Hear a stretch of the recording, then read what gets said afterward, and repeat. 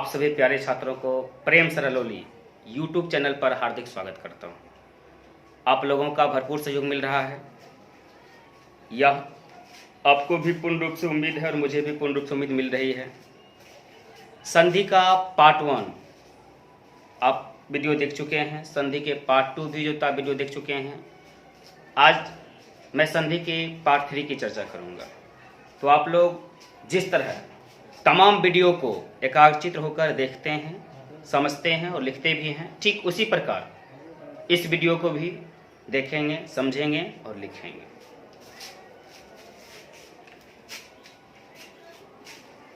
तो हम लोग चल गए थे कि स्वर संधि की परिभाषा लिखा दिए थे, व्यंजन संधि की परिभाषा लिखा दिए थे, विसर्ग संधि की परिभाषा लिखा दिया था मैंने। तो आज होगी स्वर संधि के भेद के बारे में, स्वर संधि के भेद के बारे में, स्वर संधि के भेद के बारे में। तो आज का टॉपिक आपका क्या है? स्वर संधि के भेद। स्वर संधि के भेद। जिस तरह हम लोगों ने जाना कि दो वर्णों के मेल से जो विकार होता है, जो परिवर्तन होता है, उसे संधि कहते हैं। और संधि कितने प्रकार के हैं? तो संधि 3 प्रकार के। वे 3 प्रकार कौन कौन है? तो पहला प्रकार हो जाता है स्वर संधि, दूसरा प्रकार हो जाता है व्यंजन संधि और तीसरा प्रकार विसर्ग संधि। तो स्वर संधि की परिभाषा आप लोग जान चुके हैं। एक बार मैं रिमाइंड करवा देता हूं आपको। दो स्वर वर्णों के मेल से जो विकार होता है, जो परिवर्तन होता है, उसे स्वर संधि कहते हैं। तो स्वर वर्णों की संख्या कितनी है? स्वर वर्णों की संख्या कितनी है? संस्कृत में अगर बात कीजिएगा तो स्वर वर्णों की संख्या कितनी है? 13 है। स्वर वर्णों की संख्या कितनी है? तो स्वर वर्णों की संख्या 13 है। अब कहिएगा सर कौन कौन से है? तो बता देता हूं, ध्यान दीजिएगा। सबसे पहले अ से दीर्घ ऊ तक, अ से दीर्घ ऊ तक जैसे ही बोलते हैं तो 6 आ जाता है। अब काउंटिंग भी कर लीजिए जो होता है, कैसे 6 हो जाता है। तो पहला हो गया अ, दूसरा हो गया आ, तीसरा हो गया हरस बी, चौथा हो गया दीर्घ ई, पांचवा हो गया हरस बू और छठा हो गया दीर्घ ऊ हो गया। तो पहला हो गया अ, दूसरा हो गया आ और तीसरा हो गया हरस ई, चौथा हो गया दीर्घ ई, पांचवा हो गया हरस बू, छठा हो गया दीर्घ ऊ। उसके बाद जो होता है ए से लेकर औ तक, तो इसमें 4 हो जाएगा। इसको भी समझ लीजिए 4 कैसे हो जाता है। तो पहला हो जाएगा ए, दूसरा हो जाएगा आई, इसको आप हरस भी ए भी बोल सकते हैं, उसको दीर्घ ए भी बोल सकते हैं। फिर उसके बाद जो होता है ओ और उसके बाद क्या होता है औ।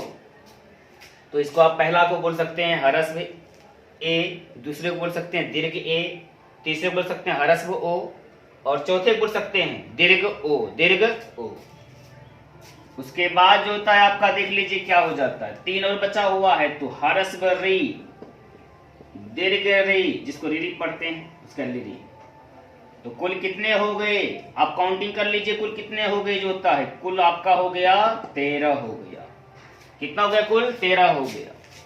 6 4 10 3 13, यानी जो होता है ये देख रहे हैं हरस री, दीर्घ री, तो कुल 13 हो गए।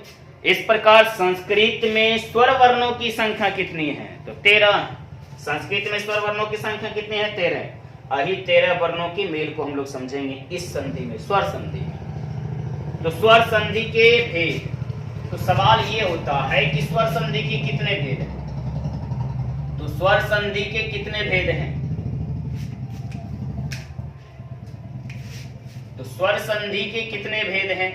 स्वर संधि के कितने भेद हैं? स्वर संधि के कितने भेद हैं? तो ध्यान दीजिएगा, स्वर संधि के कितने भेद? स्वर संधि के कितने भेद हैं? तो उत्तर हो जाएगा स्वर संधि के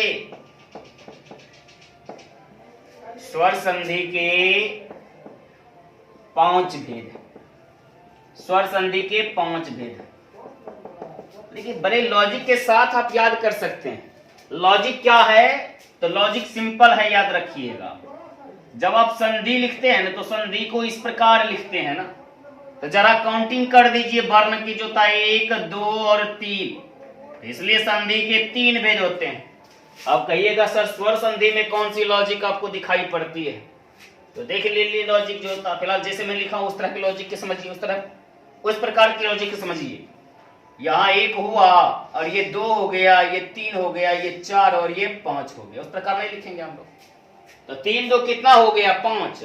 तो समझ जाइए स्वर संधि के कितने भेद होते हैं? तो 5 भेद होते हैं। कितने भेद होते हैं? 5 भेद होते हैं। देखिए लॉजिक कितना अच्छा। इस लॉजिक से भी आप पढ़ सकते हैं। जैसे कोई भी पूछ दिया संधि के कितने भेद होते हैं, तो मन में देख लेंगे 1 2 3, इसका मतलब जो होता है 3 भेद होते हैं। और पूछ दिया कि स्वर संधि के कितने भेद होते हैं, तो इसमें देखेंगे 1 2 3 4 5 हो गए। तो स्वर संधि के 5 भेद होते हैं। स्वर संधि के 5 भेद होते हैं। सबसे पहला भेद का नाम देख लीजिए। सबसे पहला भेद का नाम हो जाता है दीर्घ संधि। सबसे पहला भेद का नाम हो जाता है दीर्घ संधि। अब दीर्घ का अर्थ समझते होंगे। दीर्घ का अर्थ होता है बड़ा। अब कहिएगा सर ये बड़ा छोटा, तो जरा यहां ध्यान दीजिएगा। इसको क्या पढ़ते हैं? तो हरस व्यक्त रख पढ़ते हैं। और इसको क्या पढ़ते हैं? दीर्घ पढ़ते हैं। इसको हरस पढ़ते हैं, इसको दीर्घ पढ़ते हैं। आप इसमें पढ़ते थे ना हरस भी ई दीर्घ ई, तो जरा देख लीजिए हरस भी ई दीर्घ ई, इसमें भी पढ़ते थे ना हरस उ दीर्घ उ, देख लीजिए। यदि ये दोनों वर्ण आपस में मिल भी जाएं तो याद रखिएगा एक नया वर्ण क्या बनेगा? तो दीर्घ बनेगा, क्योंकि दीर्घ संधि पर। और ये दोनों मिल भी जाए आपस में तो एक नया वर्ण क्या बनेगा? तो दीर्घ बनेगा। और ये दोनों वर्ण मिल भी जाए तो एक नया वर्ण क्या बनेगा? तो दीर्घ बनेगा। क्या बनेगा? तो दीर्घ बनेगा। तो दीर्घ क्या? आम मिल जाएगा तो आ नया वर्ण हो जाएगा। हरस भी दीर्घ मिल जाएगा तो दीर्घ हो जाएगा। हरस वो दीर्घ मिल जाएगा तो क्या बन जाएगा? दीर्घ। ठीक उसी प्रकार इसमें भी मिला लीजिए। इसकी अगर बात करेंगे तो कहिएगा सर ये हरस री और दीर्घ री मिलके क्या बन जाएगा? तो दीर्घ री हो जाएगा। क्या हो जाएगा? दीर्घ री हो जाएगा। तो दीर्घ संधि को ऐसे सूत्र के नाम से जाना जाता है अकह सवर्णे दीर्घा। अकह सवर्णे दीर्घा। दीर्घ लिखने के बाद विसर्ग का प्रयोग जो करते हैं दीर्घा, हाउ पढ़ते इसको, यानी जो अकह सवर्णे दीर्घा। दूसरे नाम जान लीजिए। दूसरा जो आपका हो जाता है गुण संधि। दूसरा नाम क्या हो जाता है? गुण संधि। अब ये गुण संधि याद रखिएगा किसको बोलेंगे? तो गुण संधि के सूत्र का नाम होता है आद गुण। क्या होता है? आद गुण। इसको आद गुण पढ़ते हैं। तीसरा नाम हो जाता है आपका वृद्धि संधि। वृद्धि संधि। वृद्धि संधि। तो वृद्धि संधि को सूत्र के नाम में क्या बोलते हैं? वृद्धि रेची बोलते हैं। वृद्धि रेची बोलते हैं। आप इसको संधि विच्छेद जब करेंगे ना तो वृद्धि एची बोलेंगे। अभी वृद्धि रेची बोल दीजिए, लेकिन जब आप संधि विच्छेद करेंगे तो इसको वृद्धि एची बोलिएगा। पहले वृद्धि विसर्ग आ गया, फिर एची, वृद्धि एची। अब उसके बाद देखिए चौथा नंबर यन संधि। यन संधि। तो यन संधि के सूत्र का नाम क्या हो जाएगा? इको यंची। इको यंची। सूत्र के नाम को क्या बोलेंगे? इको यंची बोलेंगे। और पांचवा देख लीजिए जो था आयादी संधि। आयादी संधि। तो आयादी संधि के सूत्र को बोलते हैं एचो ऐ वायावा। एचो ऐ वायावा। याद रखिएगा, अच्छी तरह पढ़िएगा तो बिल्कुल समझ में आ जाएगा। जो था रिवीजन कर लेते हैं थोड़ा सा, एक बार जो था रिमाइंड करवा लेंगे सबको। स्वर संधि के कितने भेद हैं? तो जवाब है स्वर संधि के 5 भेद हैं। तो स्वर संधि के 5 भेद कैसे जाने? तो इस लॉजिक से भी जान सकते हैं। जरा देख लीजिए जो था इसमें स्वर जब लिखते हैं तो उसमें जो था 3 वर्ण है ना, 1 2 3। संधि जब लिखते हैं तो उसमें कितने वर्ण आ जाते हैं? 2 वर्ण आ जाते हैं। तो 3 2 कितने हो गए? 5। इस प्रकार बोल सकते हैं कि संधि के जो था संधि के जो था 3 भेद होते हैं, क्योंकि इसमें जो था 3 अक्षर है। लेकिन स्वर संधि में जो था कुल मिला कितने अक्षर हैं? 5 नहीं, इसलिए 5 भेद होते हैं। अब आ जाता पहला नाम क्या था? दीर्घ संधि, जिसको हम लोग बोलते थे अकाह सवर्णे दीर्घ। और दूसरा नाम क्या? गुण संधि, जिसको क्या बोलते थे? आद गुण। और तीसरा नाम वृद्धि संधि, जिसको क्या बोलते थे? वृद्धि रेची। और चौथा जो था यन संधि, जिसको क्या बोलते थे? इको यंची। और पांचवा आयादी संधि, जिसको क्या बोलते हैं? एचो ऐ वायावा। तो आप लोग समझ गए होंगे। समझने के साथ आप लोग लिख भी लीजिए।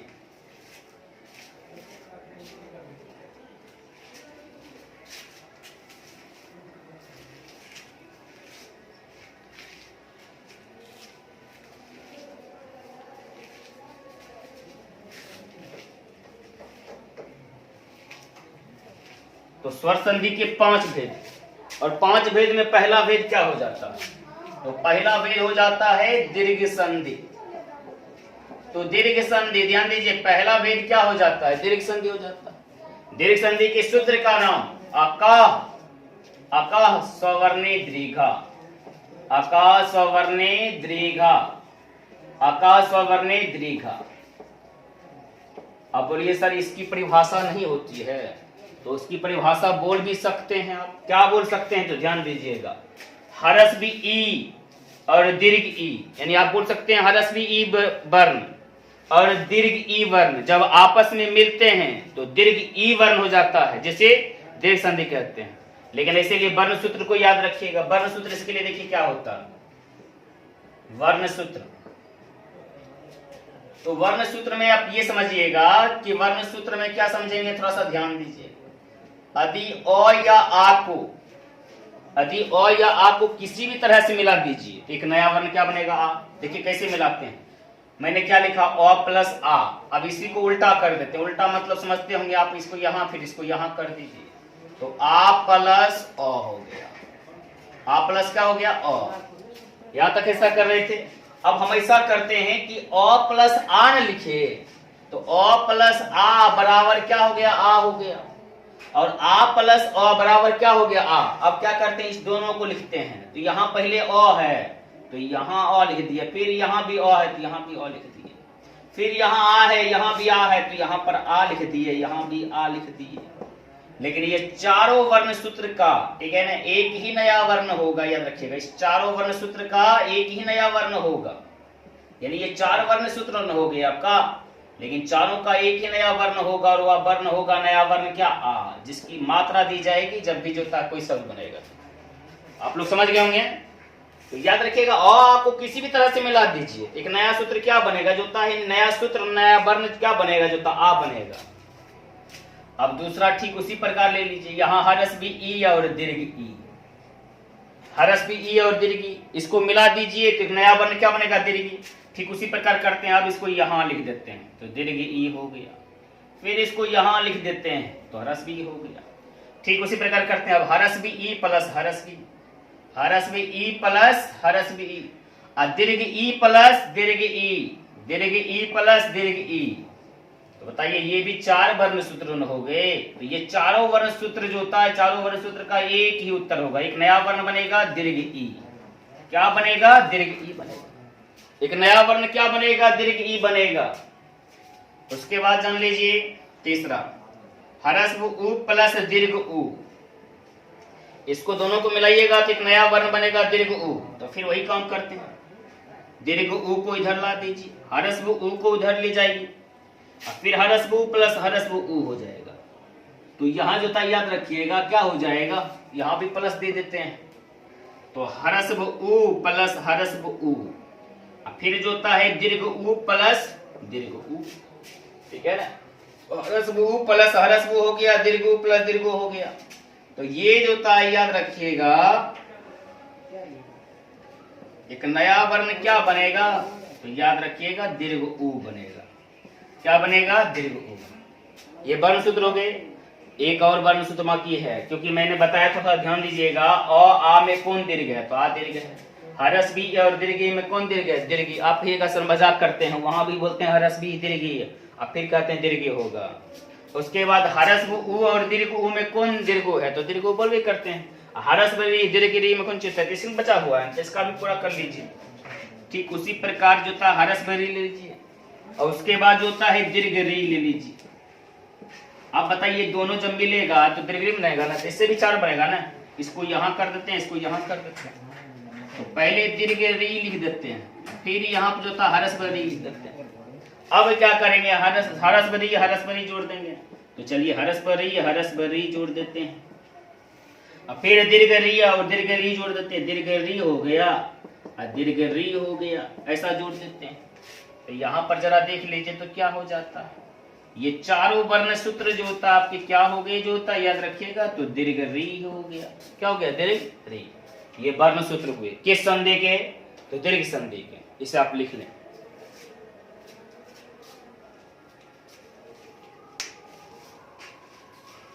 तो दीर्घ संधि के वर्ण सूत्र आप लोगों ने देखा। दीर्घ संधि में आप लोगों ने जो होता है कुछ कॉन्सेप्ट क्लियर किए होंगे। कॉन्सेप्ट क्या क्लियर किए होंगे? 4 कॉन्सेप्ट क्लियर किए होंगे। 4 कॉन्सेप्ट में देख लीजिए। पहला कॉन्सेप्ट, अ या आ को आप किसी भी तरह से मिला दीजिए, एक नया वर्ण क्या बनेगा? आ बनेगा। और दूसरा कॉन्सेप्ट हो गया कि हरस भी ई या दीर्घ ई को किसी भी तरह मिला दीजिए, एक नया वर्ण क्या बनेगा? दीर्घ ई बनेगा।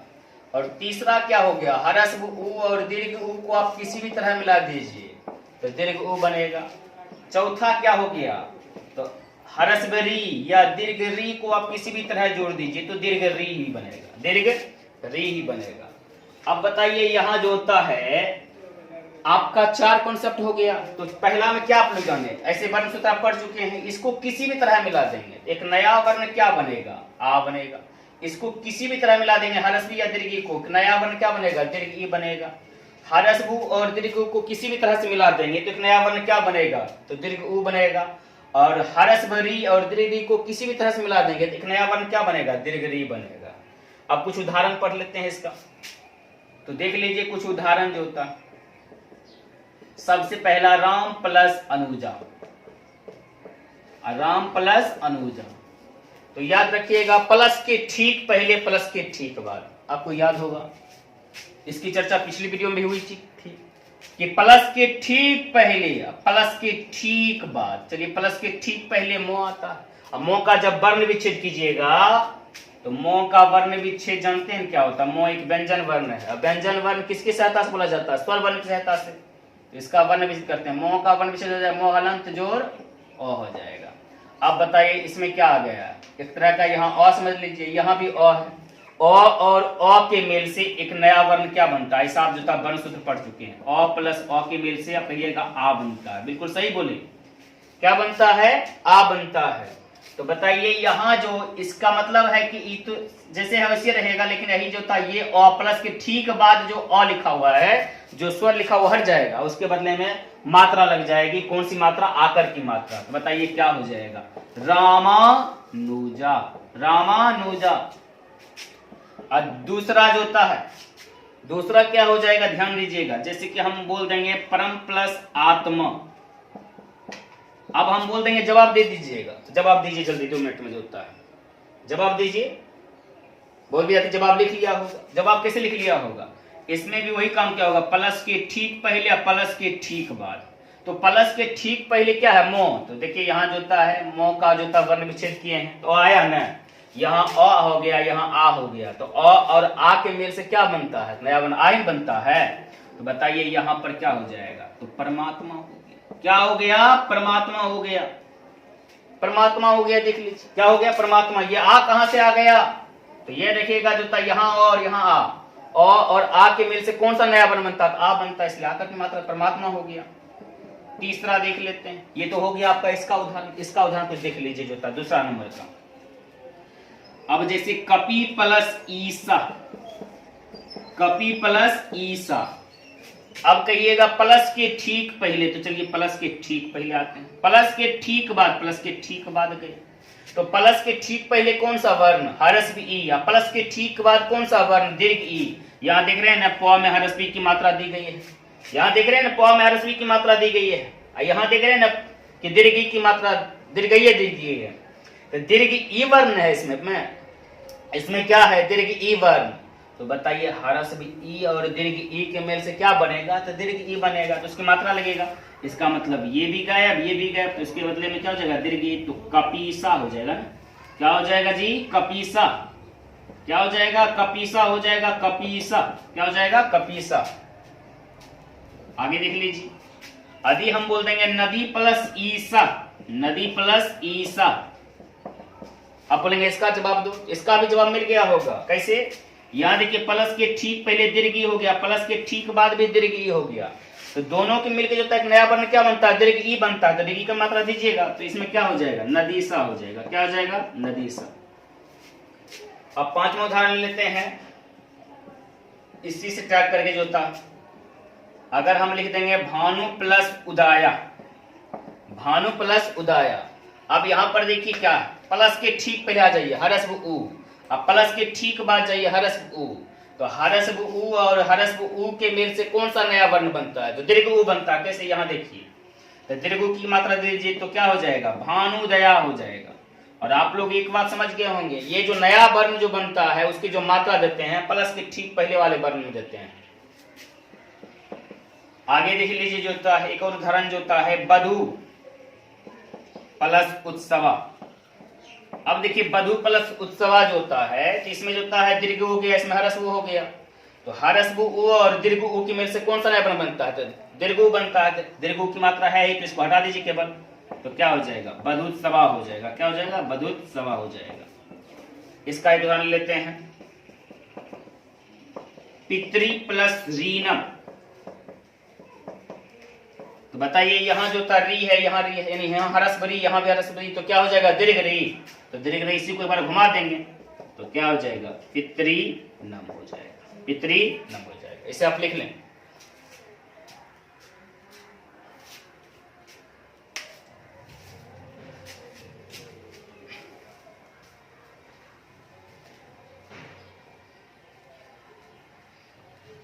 तो स्वर संधि का पहला भेद समाप्त हुआ इस तरह। अब स्वर संधि के दूसरा भेद का नाम क्या हो गया? यानी स्वर संधि के दूसरे भेद का नाम हो गया गुण संधि। क्या हो गया? गुण संधि। गुण संधि को सूत्र के रूप में क्या बोलते हैं? आद गुना बोलते हैं। क्या बोलते हैं? आद गुना बोलते हैं। तो क्या बोलते हैं? आद गुना बोलते हैं। अब देखिए आद गुना बोलते हैं तो इसमें भी वर्ण सूत्र तक बिल्कुल होता है, लेकिन याद रखिएगा इसमें वर्ण सूत्र कैसे होगा, यहां पर ध्यान दीजिएगा। तो सबसे पहले छोटा सा कॉन्सेप्ट क्लियर करवा देता हूं। अ या आ के बाद यदि हरस्व ई या दीर्घ ई मिल जाए, अ या आ के बाद यानी स्टार्टिंग में प्लस के ठीक पहले या तो आकर की मात्रा मिलेगी या मात्रा नहीं मिलेगी तो कोई व्यंजन वर्ण मिलेगा, क्योंकि व्यंजन वर्ण ही जो था अ की सहायता से बोला जाएगा। जैसे कि मैं चलिए अगर हम यहां पर लिख देते हैं राम अब प्लस ईसा, यहां लिख दिए तो प्लस के ठीक पहले आ जाइए, देखिए क्या मिला? मोह मिला ना। तो इस मोह का उच्चारण किसकी सहायता से होता है? अ की सहायता से होता है। तो अ की सहायता से हुआ तो इसका मतलब है प्लस के ठीक पहले अ हो गया। अब प्लस के ठीक बाद देख लीजिए क्या है, तो प्लस के ठीक बाद क्या हो गया? दीर्घ ई हो गया। तो प्लस के ठीक बाद दीर्घ हो गया तो अ और दीर्घ ई के मेल से एक नया वर्ण बनता है ए। तो ए लिखेंगे या ए देंगे? नहीं देंगे, एकर की मात्रा देंगे जुटता है।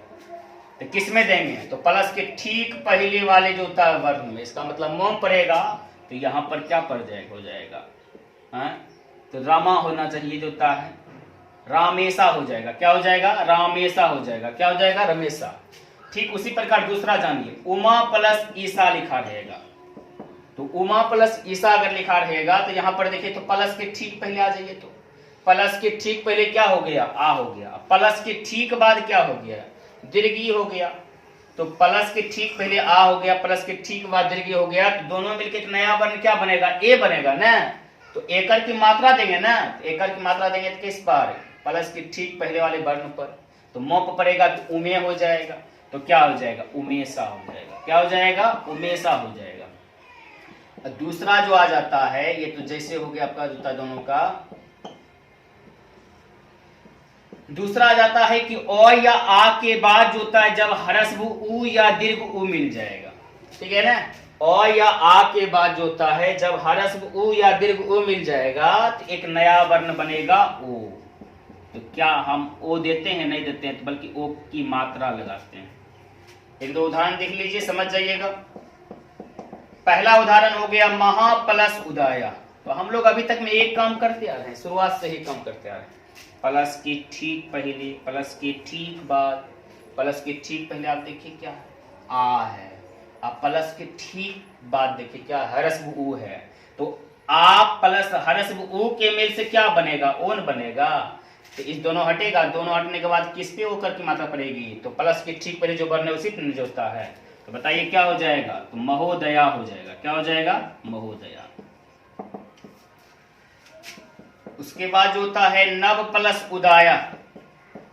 नव प्लस उदाया, तो नव प्लस उदाया प्लस के ठीक पहले आ जाइए। प्लस के ठीक पहले ब है, तो ब का उच्चारण जब भी करेंगे तो क्या आएगा? उसमें अ आएगा ना। अब प्लस के ठीक बाद क्या हर्ष भू है, तो अ प्लस हर्ष भू में से क्या बनेगा, ओ बनेगा ना, तो क्या हो जाएगा, नवोदया। क्या हो जाएगा, नवोदया हो जाएगा। क्या हो जाएगा, नवोदया हो जाएगा। अब तीसरा देख लीजिए जो था, ये तीसरा वर्ण सूत्र क्या हो जाता है आपका, तो तीसरा ध्यान दीजिएगा, तीसरा में हो जाता है अ या आ के बाद या तो हर्ष में री मिलेगा या तो दीर्घ री मिलेगा, तो दोनों मिलकर क्या हो जाएगा, अर् हो जाएगा। जो एक तरह कह दीजिए तो ऊपर रेख जो देते हैं उसी तरह हो जाएगा। तो एक दो उदाहरण देख लेते हैं, जैसे देव जोर ऋषि, आप लोग ऐसे भी उत्तर बोल दीजिएगा जो था, देव जोर ऋषि, तो देव जोर ऋषि हो गया तो क्या हो जाएगा, यहाँ अ है यहाँ पर री है, तो अ प्लस री बराबर क्या लिखाए हैं, अर्घ लिखाए हैं, तो हो जाएगा देवर्षि। क्या हो जाएगा, देवर्षि।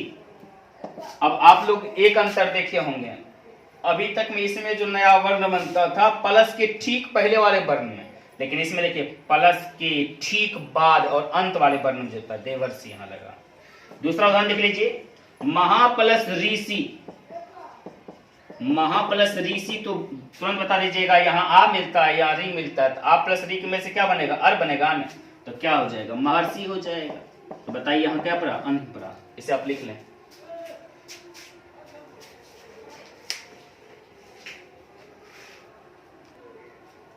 आप लोग इसे लिख लिए होंगे और उम्मीद है मुझे जोता है आप तमाम जोता है बातें समझ गए होंगे संधि के बारे में।